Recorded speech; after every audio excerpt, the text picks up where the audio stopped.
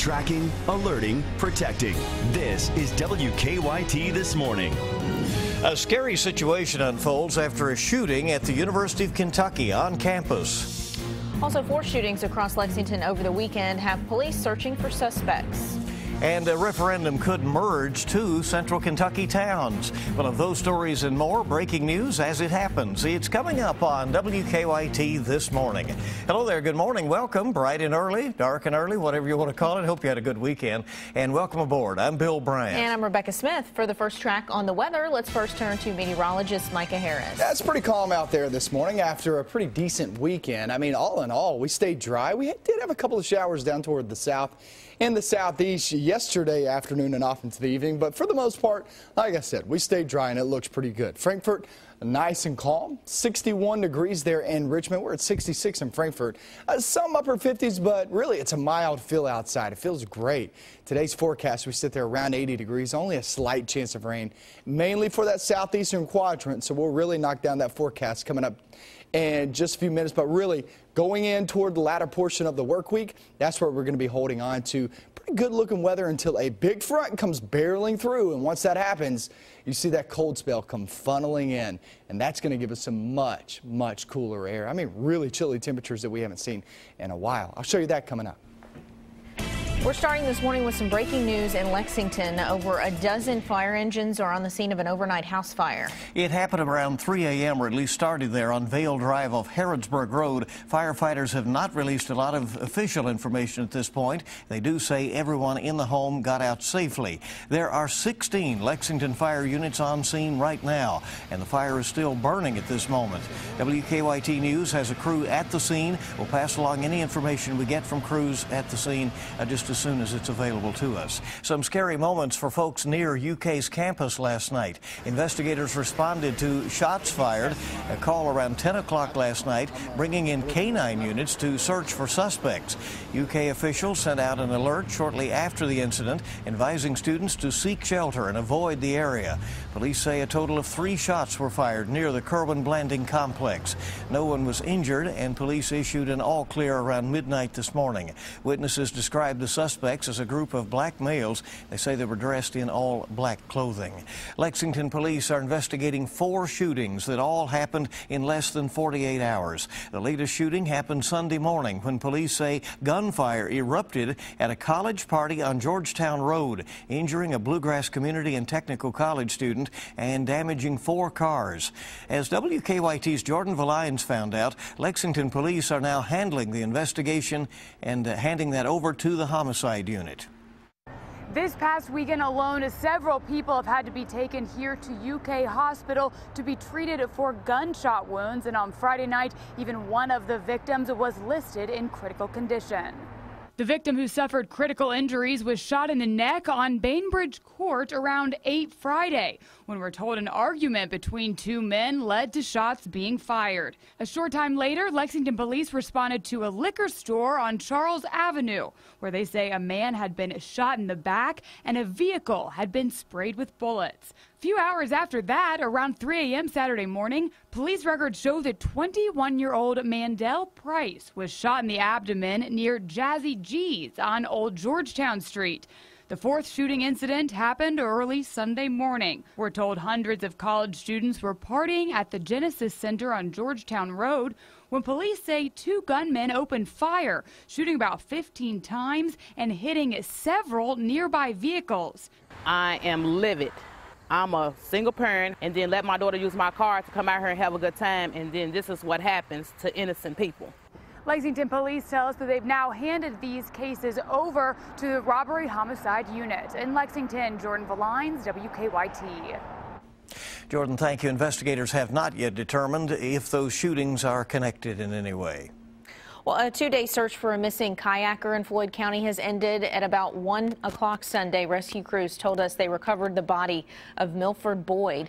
Police say Boyd went missing while on a kayak trip. At the time, search crews were only able to find his kayak and his cigarettes.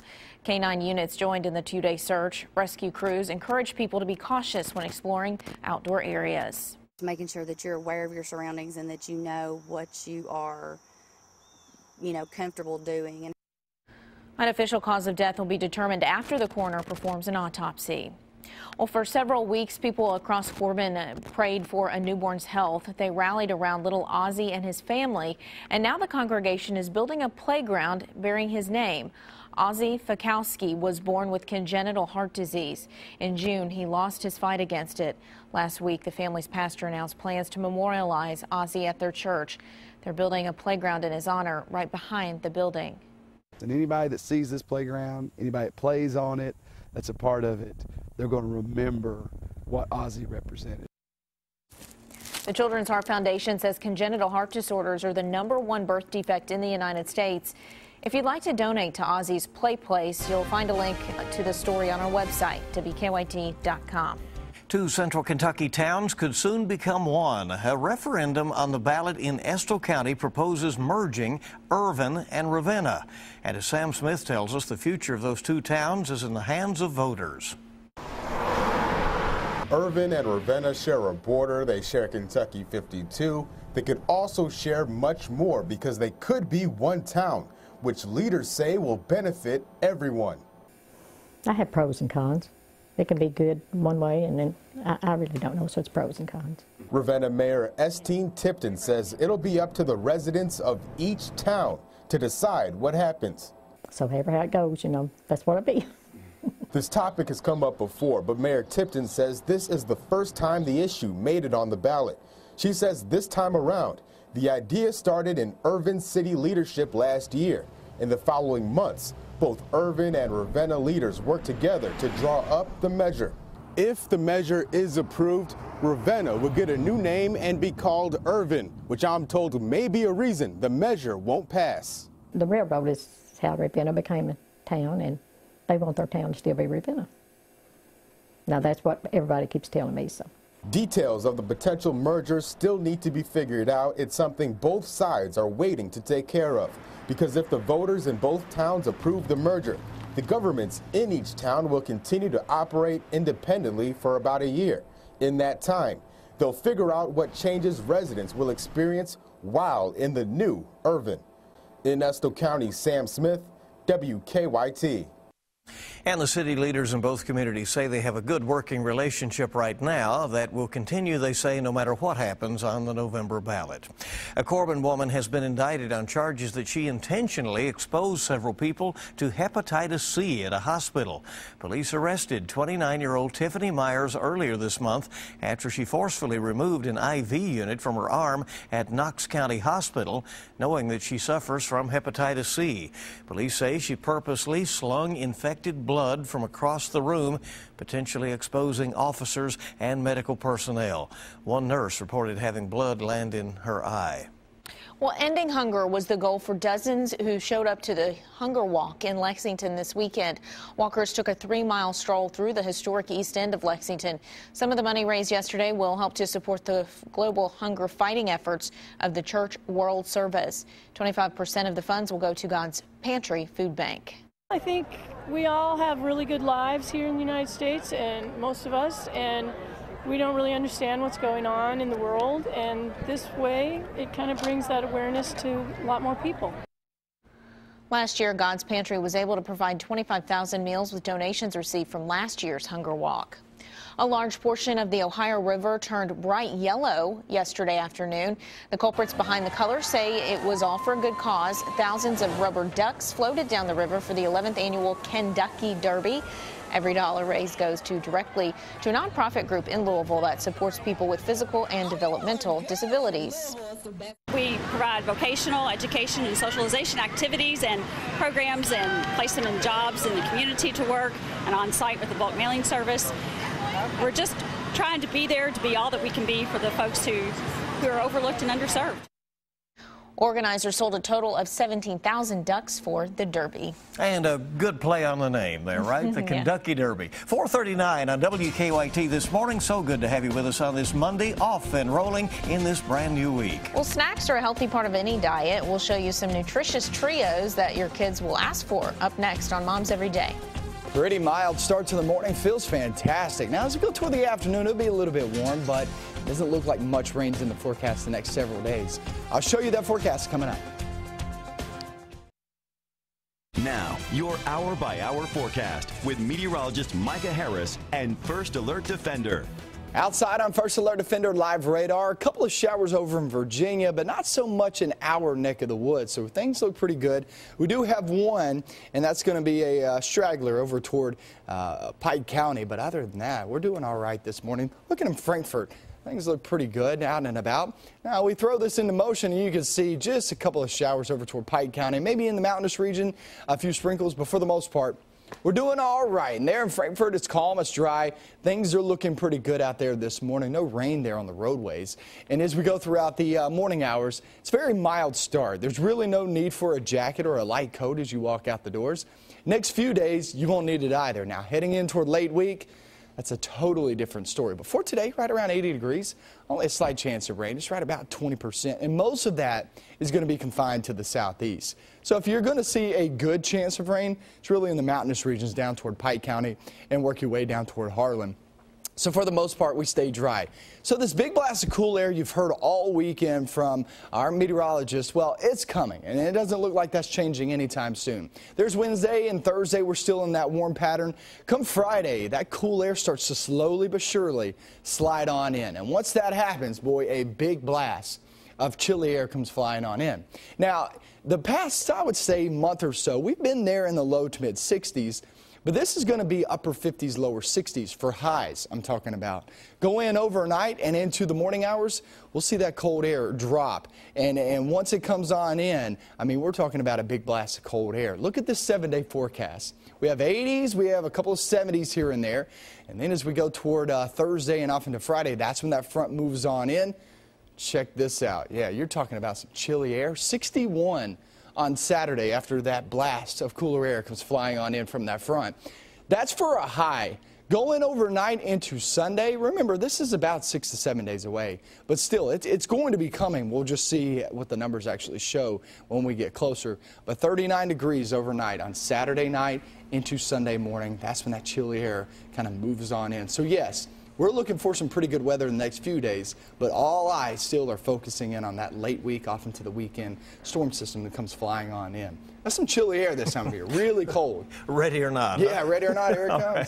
Thank you. 4:45 on WKYT this morning. It can be tempted to offer kids a bag of chips or some cookies as some kind of after-school treat. But as Mom's Everyday correspondent Liz Hayes shows us, there are some healthier alternatives. When the kids come home from school, they're probably going to be hungry, and we want to provide them with a healthy snack. Nutritionist Carolyn O'Neill from bestfoodfacts.org offers her snack ideas.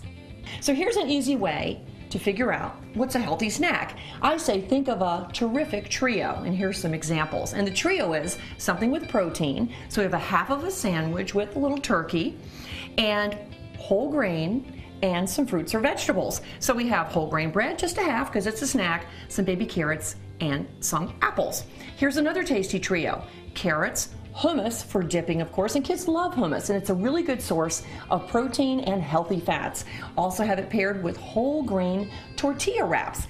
Another tasty trio, grapes, just some little squares of cheese, and some wheat crackers.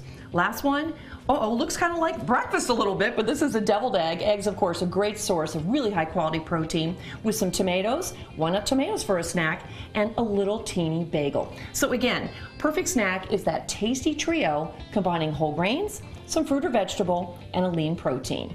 That's a healthy snack. Okay, kids, come and get it. For these tips and more, go to WKYT.com, click on Moms Every Day. WKYT Morning News Time, 4:47 on your Monday. After the break, it caused headaches for hundreds of would-be passengers this weekend, and it could keep on into the week. We'll have a report on the Chicago airport delays up next. Hey, we just hit 4:50. It's 10 till 5 on WKYT this morning. We're glad you're with us today. Several people were shot Saturday night when gunfire rang out at a club in Miami. Police there say some of the victims were even children. Lyanne Morjan has the story. I just seen bullets just flying. I see stuff that's ricocheting off the walls and stuff like that. This 28-year-old was at this Miami club called The Spot last night. She doesn't want to show her face, but says she had to duck for cover when shots were fired. I just fell down on the ground and balled up because I couldn't do nothing. There was so many bullets like flying and so many gunshots and different guns. thought it was maybe 100 shots of rounds that were fired out here. It was just part of the chaos police say erupted here at around 1 a.m. We received multiple calls for several people that were shot. Police say 15 people were hit by bullets, 7 of them taken to Jackson Memorial Hospital by Miami Fire Rescue.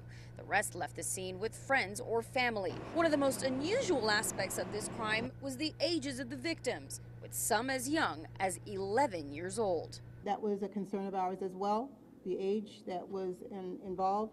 Police believe there may have been a private party inside the club that has recently begun holding teen parties on weekends. The youngsters should not be in a place where they are exposed to a lot of wildness. Cops say the club's owner and several witnesses are cooperating, but they still need more information. We have interviewed some witnesses, but we still need the public's help.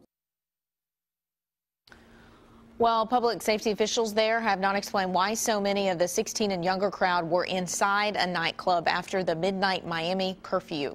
Well, military and other rescue workers began airlifting more than 24 bodies from the peak of a Japanese volcano Monday morning. At least 31 people are thought to have died as a result of Saturday's volcanic eruption.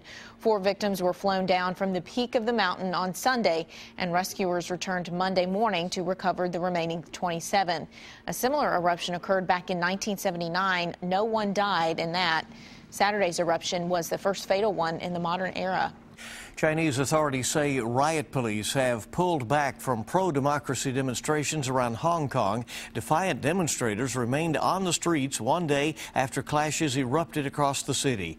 At least 41 people have been hurt since the protests started. And the government is asking demonstrators to allow emergency vehicles, buses, and other traffic to move about freely. Student protesters are responding to China's decision, allowing only Beijing-approved candidates for Hong Kong's elections. I want someone who is for the people, and consider own good of us, not for the Chinese government only. Until recently, Hong Kong had enjoyed considerable political freedom compared to the rest of communist China. Sunday was another frustrating day for air travelers in the Chicago area. More than 550 flights were canceled at O'Hare and more than 50 at Midway Airport. The problem started Friday when a fire broke out in an air traffic control center in Aurora, Illinois. Police say the fire was set intentionally by Brian Howard, a contract employee at the facility who was apparently trying to kill himself. The FAA hopes to have Chicago's Air Traffic Control Center repaired and back to full operations by October 13th. A while to wait as they continue to deal with the problems. There's such a hub there in Chicago, it backs everybody else up. 4:53 now. Coming next to look at some of the stories we're working on this morning. We'll also have another look at your morning forecast. Stay with us. Good morning and welcome back into WKYT this morning. Just about to hit 4:57. Time to take a look now at some of the stories we're working on this morning. Busy morning coming up on WKYT News. More than a dozen fire units are at the scene of an overnight house fire. We'll have a full report live from the scene coming up. And Lexington police looking for numerous suspects after shots rang out on UK's campus. We'll have a full report on this coming up on WKYT News at 5. Also a fire this morning in southern Kentucky. The details on that shortly. And let's check in right now with Micah. It sounds like the week starts one way and may sort of end another, huh? Yeah, that's what it looks like. I mean, we start off pretty mild, fairly dry. And I say fairly dry because we're still going to be seeing a couple of showers down toward the southeast. But for the most part, it's going to be a dry start to the work week. And we head toward the weekend. That's when things really change. But for today, right around 80 degrees, slight chance, and then we start to see that big cold blast come blowing on in. I'll show you those numbers because they could be the coldest numbers you've seen in a long time. That comes up with another 2 hours. WKYT News live look downtown. We'll see you back here in a couple of minutes.